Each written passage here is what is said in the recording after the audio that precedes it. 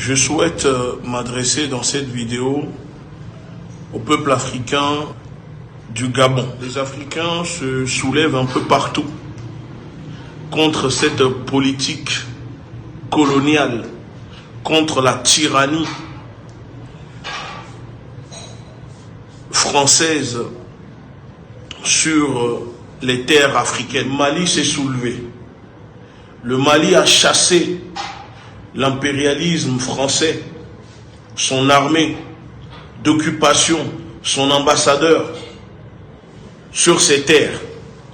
Le Burkina Faso a suivi, a pris la relève. Je souhaite informer les Africains du Gabon pour leur dire que le dictateur Macron, l'homme qui donne les ordres aux gardiens de camps de concentration qui gèrent les pays africains, notamment au Gabon, a prévu de faire une visite au Gabon pour appuyer, pour soutenir le sous-préfet, le gardien de camp de concentration qui est Bongo. L'empire des vaisseaux négriers ne change pas sa manière de s'asseoir. Au contraire, elle s'assoit toujours de la même façon. Puisque, je le répète, le dictateur Macron est un zombie drogué à l'héritage des horreurs que la France a commis pendant l'esclavage et la colonisation. Macron n'est qu'une continuité de cette politique coloniale, impérialiste, néocolonialiste que la République des fausses lumières ou la nation de Voltaire et de Napoléon pratique sur les terres africaines. Et nous n'avons qu'une seule solution aujourd'hui pour se défaire de tout ça. Nous devons globaliser notre lutte. Nous devons nous soutenir. Parce que avant, ils arrivaient à diviser pour mieux régner. Mais aujourd'hui, les Africains ont compris une chose, qu'ils ne peuvent plus et ils ont du mal à nous diviser. Donc, peuple du Gabon,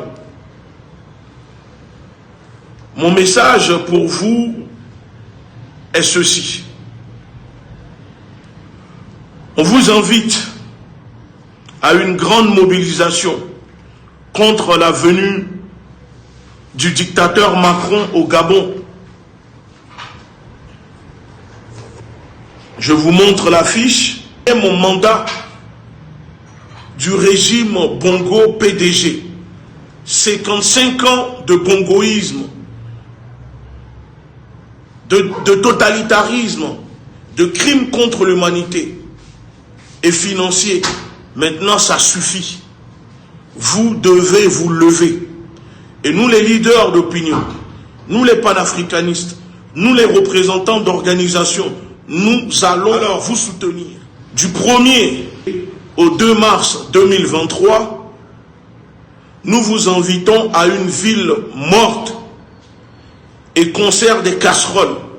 Vous devez dénoncer ce soutien que Paris fait au régime de Bongo. Je vais vous raconter une histoire.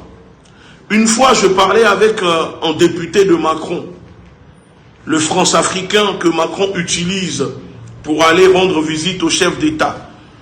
Et je lui disais, mais regardez ce que vous faites au Gabon. Ce n'est pas normal. Vous soutenez un régime depuis 55 ans. Vous savez très bien que ce régime ne respecte pas les droits humains. Vous qui prônez les droits de l'homme. Ce député a répondu en me disant, nous sommes d'accord. Je suis d'accord, mais vous savez, on n'a pas le choix que de soutenir ce régime parce que qu'est-ce qui nous prouve et nous garantit que si demain ce régime sanguinaire, criminel au Gabon tombe, nos intérêts seront préservés. Alors, au nom de l'intérêt de la France coloniale, les gouvernements successifs, que ce soit de Mitterrand, Sarkozy, Hollande et de Macron, préfèrent soutenir des crimes contre l'humanité en Afrique, parce que pour eux, il est hors de question de changer ou de laisser le peuple africain décider. Le peuple du Gabon. Une chose est sûre, quand vous allez commencer à vous mettre debout et manifester, vous mobiliser contre cette politique meurtrière, cette politique de prédation du gouvernement français sur vos terres, préparez-vous. Ils payeront les agents de l'oppression impérialiste qui sont leurs journalistes et les médias pour s'assurer que ces médias véhiculent des propagandes mensongères en disant qu'au Gabon, c'est la Russie qui est derrière, c'est la Russie qui vous paye pour taper sur vos casseroles, c'est la Russie qui instrumentalise et qui manipule. Parce que c'est maintenant le narratif préféré de l'Élysée et du Quai d'Orsay pour essayer de détourner l'attention et ne pas assumer que les Africains tout seuls sont en train de les mettre dehors, sont en train de les humilier.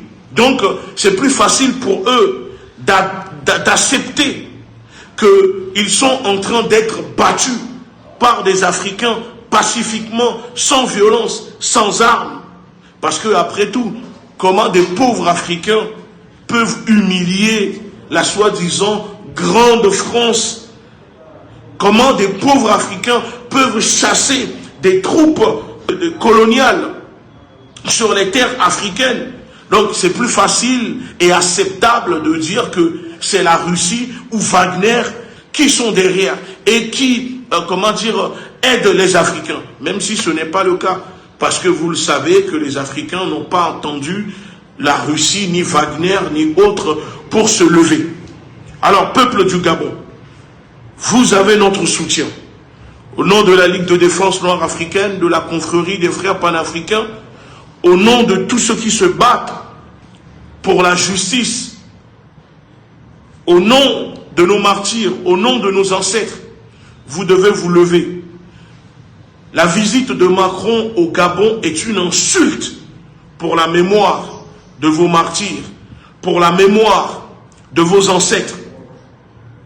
Donc, au lieu que la France passe son temps à se lamenter dans une posture victimaire dans les médias, elle fera mieux de changer sa politique et maintenant de trouver une solution pour pouvoir vivre sans les richesses et les ressources des pays africains. Prenez l'exemple du Portugal. Le Portugal aussi colonisait des pays en Afrique. Prenez l'exemple de l'Angleterre. L'Angleterre aussi colonisait des pays en Afrique. Est-ce qu'aujourd'hui, vous voyez l'armée britannique occuper des terres, les pays où la Grande-Bretagne colonisait? Est-ce que vous avez vu le Portugal déployer ses troupes, son armée, dans les pays que le Portugal colonisait? Si vous prenez que ce soit le Nigeria, pour la Grande-Bretagne, le Ghana, ou si vous prenez les pays lusophones, est-ce que vous voyez encore des troupes militaires du Portugal ou de la Grande-Bretagne dans ces pays que je vous cite? Non. Mais par contre, la France, elle, continue d'installer ses troupes dans les pays qu'elle a colonisés. Pire encore, il y a des pays où elle n'a jamais quitté, elle n'est jamais partie. Parce qu'elle ne peut pas vivre sans néocolonialisme, voire même la colonisation de ces terres. Alors, c'est la même chose qui se passe au Gabon. Donc, peuple gabonais, c'est maintenant pour vous d'emboîter cette lutte. Nous allons tout faire pour vous soutenir, pour vous accompagner. Parce que le Gabon appartient aux Gabonais. Ce n'est pas la France qui doit diriger le Gabon. Peut-être le Gabon, comme le reste des pays africains, sont des propriétés privées de l'Élysée, de Macron. Parce que chaque président qui arrive à la tête de l'État en France hérite de ces propriétés privées qui sont les pays africains. Mais 2023, les choses changent et ensemble, tout est possible. J'invite les camarades panafricanistes à prendre la parole pour soutenir